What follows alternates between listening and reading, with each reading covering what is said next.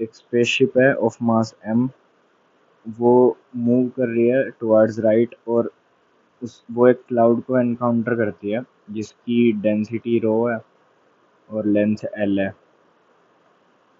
अब जब वो क्लाउड में एंटर करती है तो जो क्लाउड का मास वो डिस्प्लेस करती है वो स्पेसशिप पे चिपक जाता है। जैसे सपोज कि ये स्पेसशिप मूव करते करते यहाँ पहुँच गई,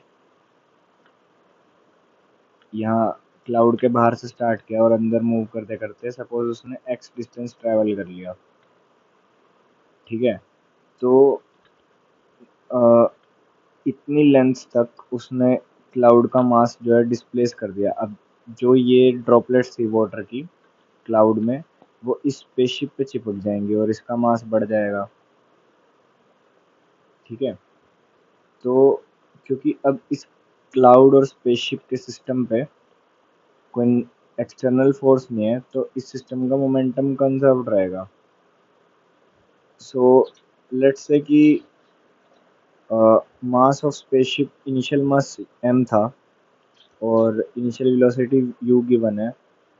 तो जब स्पेसशिप ने x डिस्टेंस ट्रैवल किया तो उसकी वेलोसिटी कुछ चेंज हो जाएगी, मास भी कुछ चेंज हो जाएगा। तो मास का चेंज तो मैं लिख सकता हूँ m प्लस रो s इंटू एक्स, ठीक है।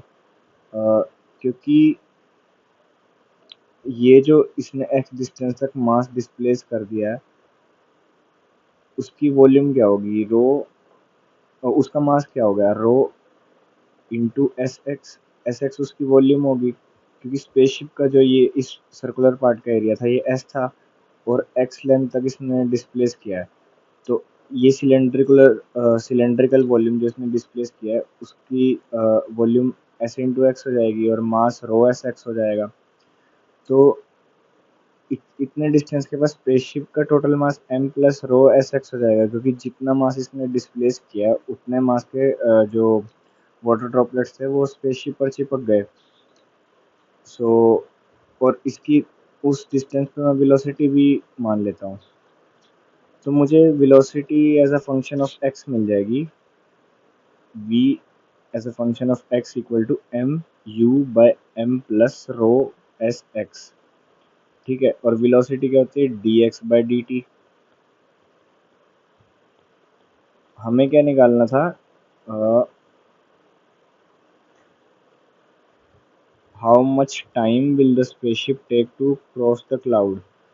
हाँ, तो अब dx, ये इसको मैं लेफ्ट हैंड साइड पे ले जाऊंगा, m plus rho S X dx equal to m u dt। अब दोनों साइड इंटीग्रेट कर दूंगा तो मेरे पास क्या आएगा, m, और लिमिट ले लेते हो जीरो से x, जीरो से l, और राइट हैंड साइड पे जीरो से t। So M X plus rho S X square by two, limit zero से l equal to M U T, limit zero से t।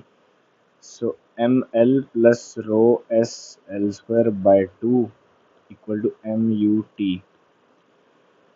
अब u, u और m को इधर मैं डिवाइड में ले जाऊंगा, so l by u, one plus rho S L by two M equal to T. ये हमारा आंसर हो गया।